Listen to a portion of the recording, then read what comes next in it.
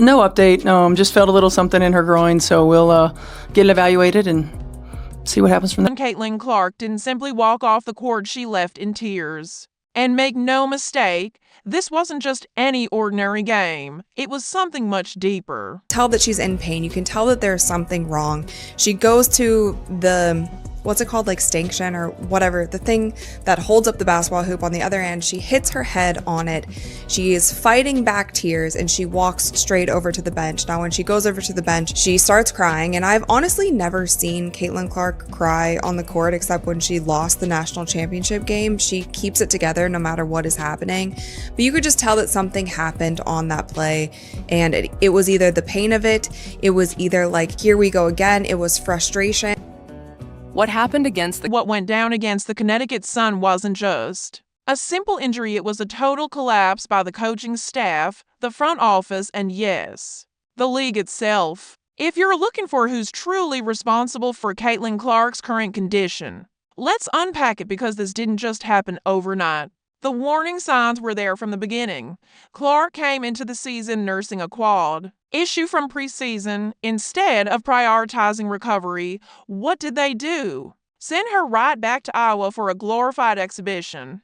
Why? To sell tickets, generate buzz, grab headlines. Her health clearly wasn't the priority then, after aggravating the injury again mid-season. Did they slow things down? Briefly, but when the pressure mounted, she was back on the floor. Like clockwork, was anyone checking if she was truly ready, or were they just chasing revenue? Now she's dealing with a groin problem. One injury rolls into the next. This isn't bad luck. This is mismanagement, plain and simple. Is this what her future is going to look like? Constant injuries and being rushed back into action? Because based on how the Fever are handling things, it certainly seems like they're okay with that risk now. Seriously, ask yourself this: if we were talking about LeBron, Steph, or Luka, would they be thrown back into games like this, or would their organization step up and protect their most valuable asset? The play itself looked routine. Caitlin delivered one of her signature no-look dimes. A slick backdoor pass that had the crowd buzzing. Vintage Clark, but something was wrong. She didn't get back on defense. She stopped in her tracks, grabbed her groin, took a couple slow steps, then bent over in pain. In that moment, the energy in the building shifted. The camera caught her wincing, hands at her side, clearly in distress. She was clearly stiff, grabbing at her hip.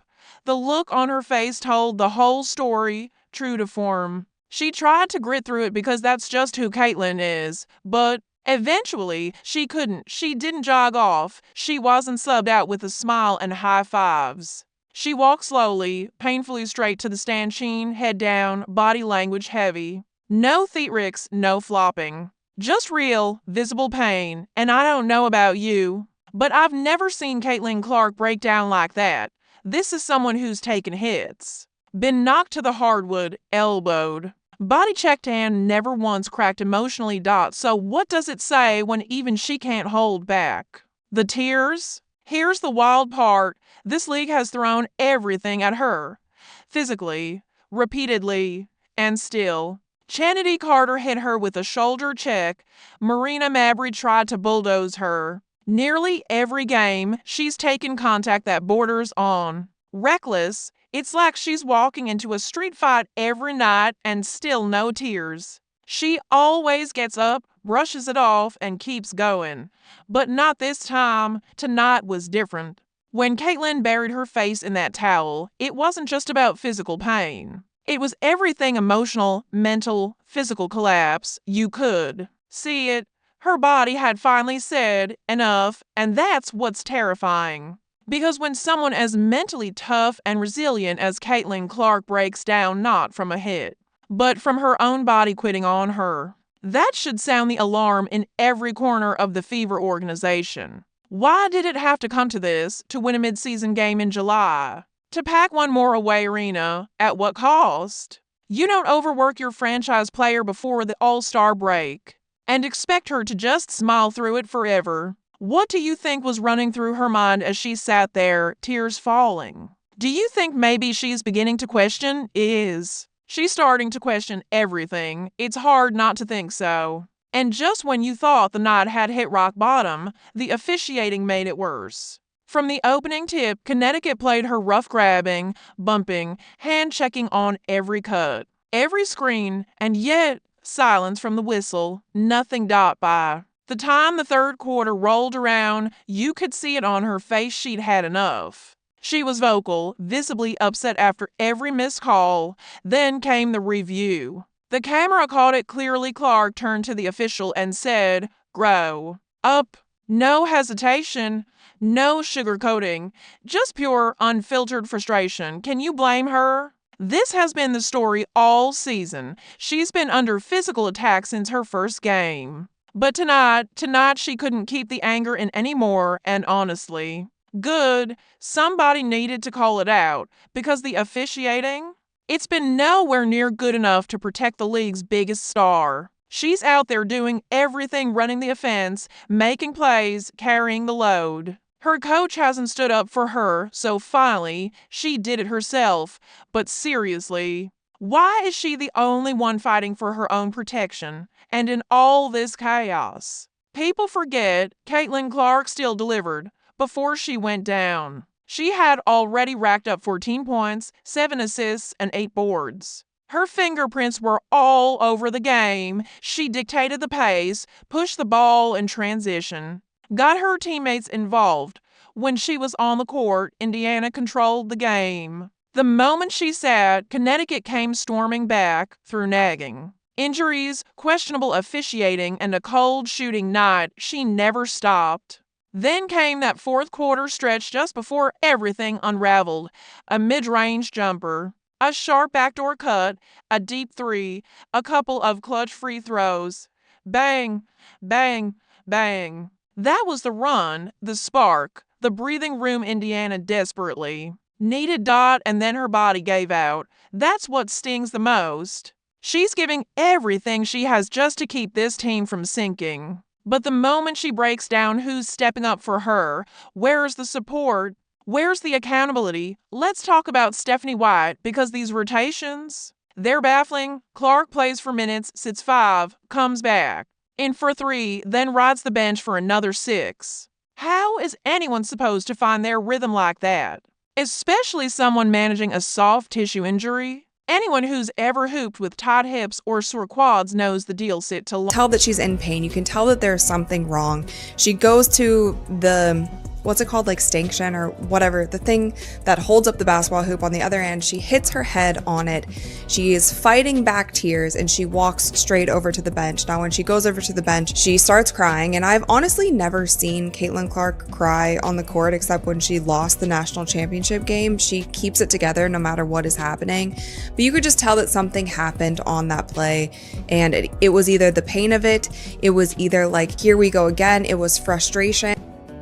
What happened against the long. Then try to jump back in cold, disaster waiting to happen. You lock up, you cramp. And yes, you put yourself right back in danger of re-injury. That's exactly what's unfolding here. And it gets worse. White pulls her right after she buries a clutch shot, sits her during hot stretches, runs lineups with both Clark and Ari McDonald even when it clearly isn't clicking. What's the plan here? Where's the structure?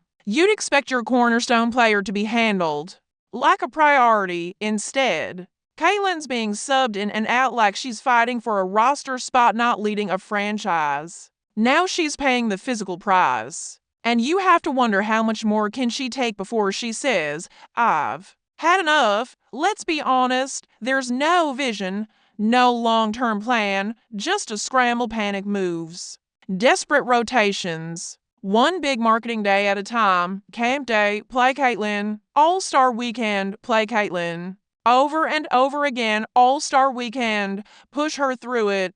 Big crowd tonight, throw her out there. Groin still not right, doesn't matter, sell the tickets. Feed the hype, every decision feels rushed, reactive. There's no sign of a long-term plan. No indication they're prioritizing her health. Instead, they're flying her all over the country, media appearances, promotional events, back to back. Travel, How can anyone recover under that kind of schedule? She's nursing a quad strain, now a groin issue. And yet, she's still putting on the jersey night after night like she's fully healthy. You have to ask, does this front office even know how to manage a star, or are they just hoping she'll keep saying yes? And we already know what Coach Stephanie White said post-game. She felt something in her groin. We'll get it checked out. Sound familiar? It should. That's almost word for word what they said last time when she had a quad problem. The result? She was out for 10 days. Before that, same thing. Day to day, they claimed then. She missed more time. So now, when they feed us the same vague answers again. How are we supposed to believe this isn't just history repeating itself, nothing serious? They say, but let's be honest, Caitlin Clark has returned to early. Every single time, and every time she ends up worse off than before. That's not bad luck. That's poor decision making.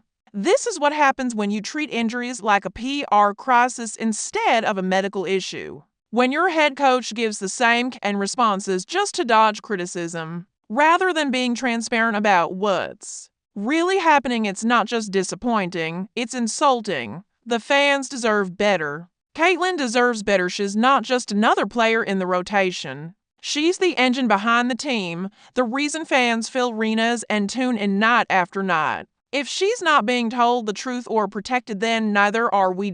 So, what's the real motive here? Are they looking out for her or just trying to cover up their own missteps? Because let's be real, it doesn't feel like they're being cautious. It feels like they're being reckless. So, what do you think? Is Stephanie White being transparent with us? Or just trying to mask another misstep? Be honest. And yeah, technically Indiana got the win. The final score was 85-77. On the stat sheet, it all checks out. Kelsey Mitchell lit it up with 23. Natasha Howard controlled the paint. Sophie Cunningham gave solid minutes off the bench. You glance at the box score and it looks like a good night. But here's the truth, none of that matters. Because the only thing people will remember from this game is Caitlin Clark limping off the floor in visible pain, tears streaking down her face. That's the lasting image. That's what everyone saw and what they won't forget. That image, Caitlin Clark in tears. Limping off the floor is going to stay with fans a lot longer than the final score ever will. And honestly, it should. Winning is great. But when your star player, the face of your franchise, and arguably the entire WNBA is falling apart physically and emotionally for everyone to see, how do you celebrate that? How do you walk into the locker room smiling when your leader is breaking down? What should have been a feel-good moment, a momentum builder heading into the break, instead became a giant red flag. So now the real question is, what's really going on behind the curtain in Indiana? Who's making these calls and how long? Until someone finally steps up and does right by Caitlin Clark? Why is this even being allowed to happen? This wasn't just a coaching mistake. It wasn't just a medical misstep. It was a total leadership collapse right there on full display in a single night. So let's ask the question nobody wants to. Was that win actually worth it? Because from this view, the price looked far too high. The solution isn't complicated. Sit her, not for a few token minutes, not with some vague minute restriction. Shut her down completely. No 3-point contest. No all-star game. No more of this we'll see how she feels tomorrow routine. Enough pretending everything's fine. You can't keep sending her out there like this. She's already played through a quad issue. Now she's nursing a groin problem. What's next? Are we really going to wait until it's an ACL, an Achilles?